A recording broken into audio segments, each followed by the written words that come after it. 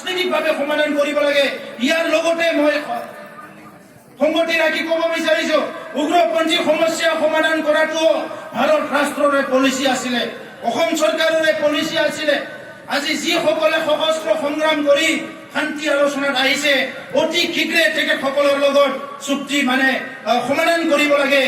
এটা ভাল এটা পৰিস্থিতি যিহেতু আহিছে, অলৰেডি সকলো আগবাঢ়ি আহিছে, এই ভাল এটা পৰিস্থিতি পৰিৱেশৰ সুযোগ লয় এটা সমাধান সূত্ৰ ওলাব লাগে আৰু স্থায়ী সমাধান আনি শান্তি প্ৰতিষ্ঠা কৰি যিসকলে নিজৰ অধিকাৰৰ কথা কৈ পেলাই, উন্নয়নৰ কথা কৈ পেলাই অস্ত্ৰ লৈ সংগ্ৰাম কৰিছিলে, তেখেতসকলক মূল খুঁটিত আনি পেলাই নিজৰ পৰিয়ালত থাকি সামাজিক উন্নয়নৰ কাৰণে, অৰ্থনৈতিক উন্নয়নৰ কাৰণে, এই অঞ্চলৰ উন্নয়নৰ কাৰণে কাম কৰিবলৈ সুযোগ দিয়াৰ ব্যৱস্থাটো কৰিব লাগে।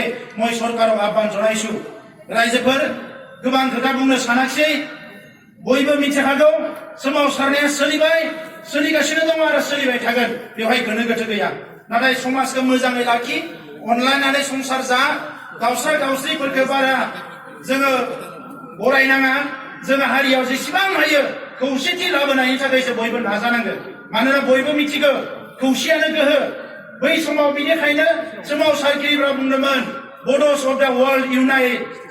क'क्राझारनि नङा, चिरांनि नङा, कासिकट्रानि नङा, आसामनि नङा, बेंगलनि नङा, बांलादेश नेपालनि नङा, सारा मुलुगनि बर'फ्रानो खौसे जानांगौ होननानै स्ल'गान होदोंमोन, नङा होमबा?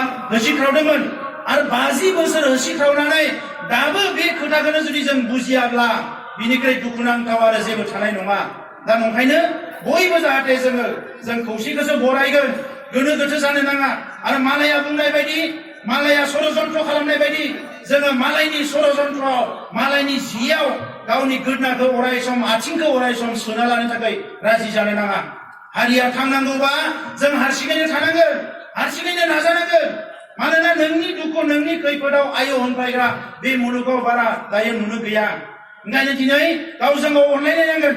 सोर ओंखाम मोनजादों, सोर ओंखाम मोनजायाखै, सोर गथ'फोरखौ लेखा फरायहोनो हादों हायाखै, मा जेंना दङ गैया, गावजों गाव बिदा फंबायनि गेजेराव नायलायलायनांगोन, खौरां लानांगोन, रायलायलायनांगोन।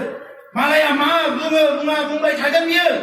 जों जेला जौगालांगोन, जोंनिया लेखा फरायनाया जेला बांगोन, डाक्टार, इन्जिनियार, आइएस अफिसारा बांगोन, रां रुफा गोनां मानसिया बांगोन, गिदिर गिदिर राजखान्थिनि नेता ओंखारगोन, अब्ला मालाया जोंनो ओरैनो लामा हगारना होनो गोनां जागोन। दा ओंखायनो आं बेखिनि खोथाखौ बुंबाय। बयनिसिमबो दिनै बेवहाय लैहोर लैहोर बाहागो लाफैनानै सुबुं गौमाखौ जाफुंसार होनायजों लोगोसे भारत सरकार आरो आसाम सरकारनो गोख्रों खौरां हरनो हानायनि थाखाय बयनोबो रोजा रोजा साबायखर बावनानै आंनि बुंनायखौ फोजोबबाय। जय बर' हारिनि, जय बर' हारिनि। जोंनो नांगौ बड'लेण्ड।